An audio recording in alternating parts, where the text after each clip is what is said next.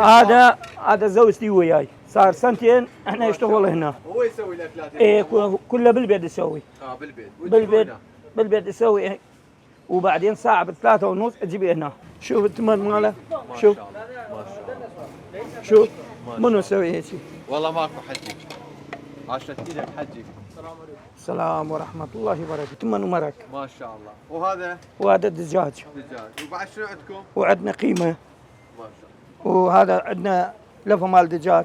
وعندنا ايه عندنا لبلبي. وعندنا باجلة. اللبلبي شنو بيها؟ لحم شحم؟ شو تريد بيه؟ ولحم وعظم بيه. ما شاء الله. مال حولي. وهذا باجلة وهذا شلغم.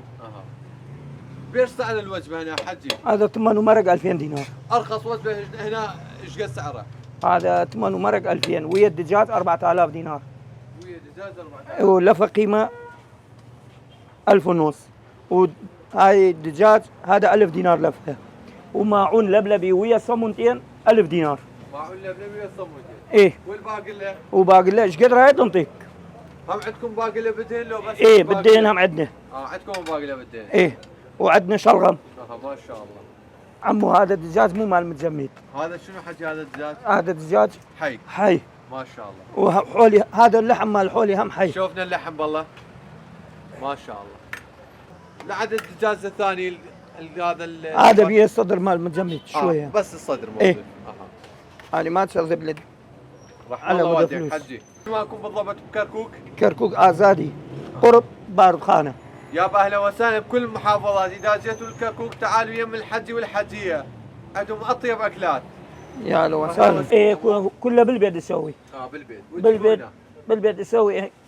وبعدين ساعة بثلاثة ونص اجيبه هنا. ما شاء الله. حتى الساعة 12 موجودين بالليل.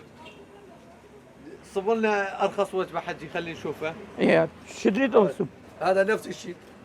هذا نفر 1000 ونص. 1000 ونص. هذا فوقه. يوميا تتعشى هنا؟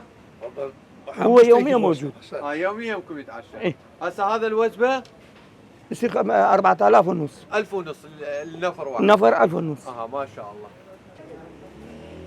هذا نفر 1000 دينار. وينزل وياه صمونتين ابي. اي ويا صمونتين. ماعون لبلبي ويا صمونتين 1000 دينار. حجي عندكم زباين من الجنوب من الوسط يعني ناس يجون عليكم؟ اي والله يجي والله يجي نوبات بس من كركوك يجي هوايه من طريق بغداد. من حي عسكري من 90 من رحيماوة. يعني ما عندكم معامل من البغداد من البصره؟ والله نوبات يجي لا والله مال بغداد بس ما عندنا.